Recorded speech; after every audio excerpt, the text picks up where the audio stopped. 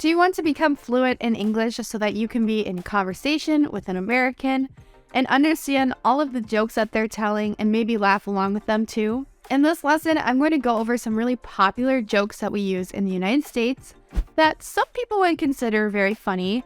I'm going to explain why they might be funny, and I'm going to explain our sense of humor. My students from all around the world tell me that it can be a little bit confusing when Americans tell jokes, not just because of the vocabulary or they don't understand it, but they don't understand why it's funny. So I'm going to explain a little bit of our humor and our culture as well in this video. I hope that you guys like this video and give me a thumbs up and leave me a comment with your best English joke. Let's get started. This first type of joke is essential to American humor, and learning these types of jokes will actually help you with your vocabulary as well. Maybe you've heard of a pun before, or maybe you don't know what I mean when I say that was a pun. A pun is using two words that sound alike, or maybe they sound exactly alike, but they're spelled differently, and you're using them to make something funny. Let me give you a few examples. I have a split personality, said Tom, being Frank. So Tom and Frank are two American names, very common male names here. But the word frank can also mean that you're being very honest. So in this joke, Tom is the speaker, and he says he has a split personality. But if he's being frank, he could be acting like another person named Frank, or he could be very honest and frank, since frank can mean honest, or it can mean a name. So this joke is a total pun. It might be kind of predictable, and some people might not find it funny, but it is a very clever joke. I have a split personality, said Tom, being Frank. Get it? Let's see if you guys think this next joke is funny, or if you cringe when I tell it. Are you ready? What's the difference between a poorly dressed man on a unicycle and a well-dressed man on a bike? Attire. So if you didn't know, attire can mean the way that you dress or your clothing. So I'm wearing just really casual attire right now. But the word attire sounds like a tire. A tire, like a wheel for a bike. So in this joke, the difference between a unicycle, a bike with one wheel, and a bicycle, which has two wheels, the difference is a tire. But we were also talking about the way that the men were dressed. So we're talking about their attire as well. This pun is really good. I think it's very clever. This next joke I think will be good for people who are fans of Nintendo, and it will also be good for my French-speaking audience too. I asked my French friend if she liked playing video games. She said, oui. If you guys didn't already know, oui of course means yes in French, but oui is also a type of a video game console. I used to always play Wii Sports when I was growing up. You play tennis and golf and bowling. It's a really fun video game. So this joke is playing off the fact, it's a pun, that oui is French for yes, and oui is also a type of video game. How do you get a squirrel to like you? You act like a nut. When you say that someone is nuts or they're acting like a nut, it means they're crazy. But of course, what do squirrels eat? They eat nuts like acorns and peanuts and things like that. This next joke took me a minute to get. I was a little slow getting it, but once I got it, I thought it was pretty funny. February can't march, but April may. Now this joke makes no sense, but it's just listing the months in order, and February can't march. Marching is like walking, but April, May, we're just saying silly things because May means it, the same as the word I may do something, but the month is also called May. So sometimes American jokes just don't make any sense, but they just happen to play off words that again mean two different things, like a pun. So February can't march, but April, May is a classic pun joke. We might even call it punny. Have you ever heard an American talk about dad jokes? Now, you don't have to be a dad to think that dad jokes are funny or to even tell a dad joke. But if you tell a very predictable joke that kind of makes people groan, like, ah, okay, I get it. It's not necessarily ha ha ha funny, but it's just so corny and predictable and common. We might say that is a total dad joke. So this phrase is just making fun of the humor that older men tend to use. And many dad jokes are also puns as well. Let's look at some examples. So when you ask your dad, hey dad, did you get a haircut? Your dad might say, no, I got lots of hairs cut. Now this is just a way of dads, kind of making fun of you for asking a question that is really common. We all say, did you get a haircut? That is the proper way in English to ask someone if they got a haircut. But it's kind of funny because we actually are getting hairs cut. But we don't say it like that in English, and dads always try to make that joke. Like, I know I got a lot of hairs cut.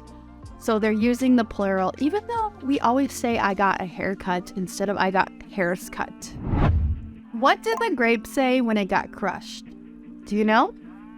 Nothing. It just let out a little whine. Ha ha ha. So this joke is playing off the fact that you use grapes to make wine, and the word whine, the verb to whine, means to cry and to complain about things. So again, this joke would be considered a pun, except normally we spell wine like the wine you drink, W-I-N-E, and we spell whine like crying or complaining as W-H-I-N-E. So maybe that helped you learn a new verb, to whine, in English. My grandma loves to play Scrabble, so I'm going to have to tell her this joke in the future. I saw a guy spill his Scrabble letters on the road, so I asked him, what's the word on the street? This joke is pretty funny, actually. I find it a little bit funny. So in Scrabble, you have letters that you're trying to make into words. It's a great game. I love the game Scrabble. My grandma especially loves it. But if you ask someone, what's the word on the street? You're asking for some gossip. And gossip is just, things that people know that are either secret or they're just guessing about someone. Like, you might gossip at work about, oh, I heard that the boss did this yesterday, or, oh, I heard that these two coworkers are dating. So gossip is usually pretty bad, pretty toxic, but when you ask someone, what's the word on the street? It means, what's the gossip? And if someone spilled letters on a road, they might turn into a Scrabble word. So it's a play off that. You're asking for gossip, but you're also just asking, did you make any words with your Scrabble letters? And this is a joke that I think all kids know at some point. What did the ocean say to the beach? Nothing. It just waved. Of course, water makes waves, and we talk about waving like this, hello or goodbye, as a wave, and they're spelled the exact same. So this, again, is a dad corny joke, but it's also a pun. Do you know what a riddle is? A riddle is a question that we ask people, that they're supposed to solve or figure out. And usually riddles are sometimes, just a hard guessing thing. But a lot of times in the United States, we also use riddles to be like a joke. So here are some interesting riddles that you can try to solve real quick. But they also have puns, and they're meant to be a little funny as well. Did you hear the joke about the roof? Never mind, it's over your head. The phrase over your head, or if something's over your head, it means you don't understand it. But a roof is literally over your head. So this, again, is a play on words or a pun that's meant to be funny. This riddle is very clever. I had never heard it before. I saw it online. What is the center of gravity? The letter V.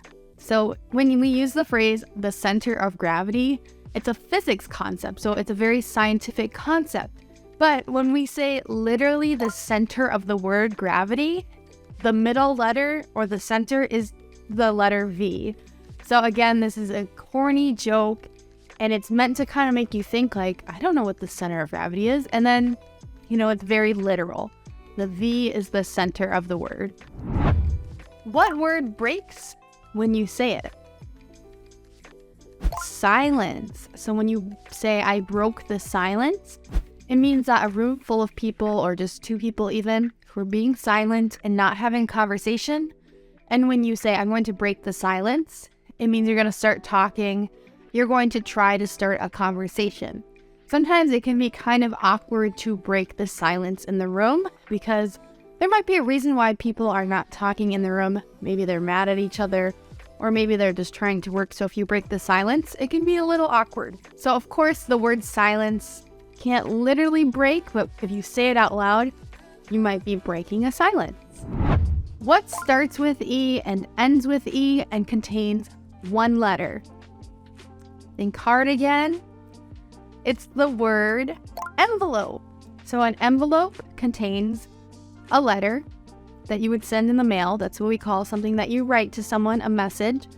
And the word envelope does start with an E and end with an E. And of course, the word actually has more letters, but the physical thing, an envelope, usually has one letter in it. So again, a really tricky riddle. This is a really classic example of a riddle here. So maybe you're catching on to how these riddles work, and maybe you can solve the last one. What do you call a bear with no ear? Think. A bee. Because the word bear is spelled B-E-A-R. Bee, ear. If you take off the E-A-R, it just is a bee. Thank you guys so much for watching this English lesson with me. I hope that you found some of these jokes to be humorous. If not, I at least hope that you gained some English vocabulary and knowledge of puns, homonyms, and wordplay from this lesson. Thanks again for watching. I'll see you guys in the next video. Bye!